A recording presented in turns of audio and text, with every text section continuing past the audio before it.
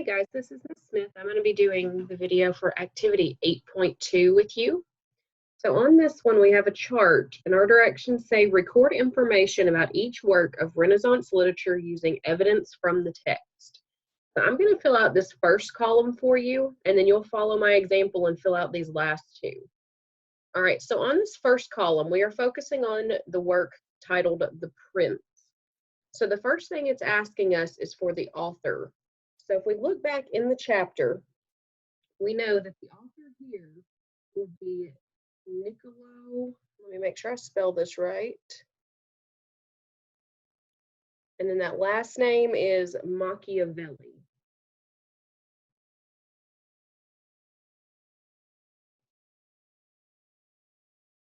All right, so now we need to know who the audience is. So who the author is speaking to, who the information is directed towards. So if we look back to the chapter, we know that in this case, this story is talking to princes.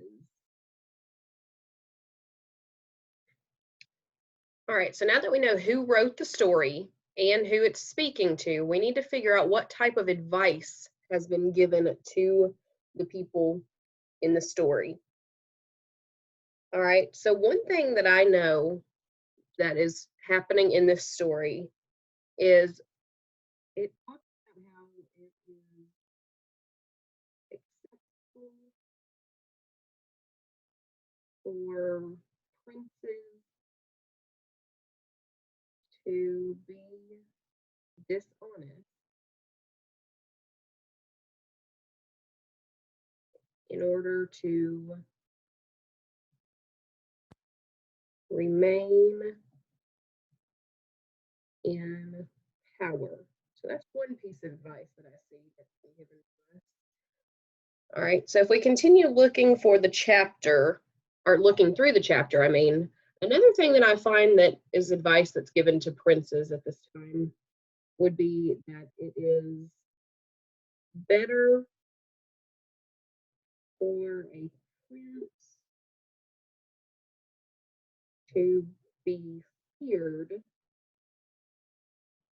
than to be loved.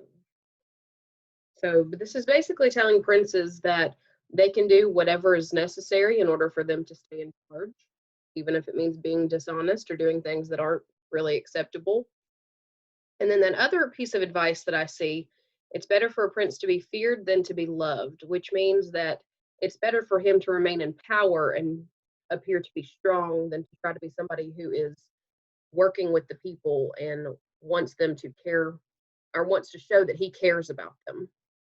All right, so what you need to do now, go back through, look for these two pieces of literature in this chapter, find who the author is, find who the author is speaking to, and then tell me just one or two things that would be advice that the author has given to its audience.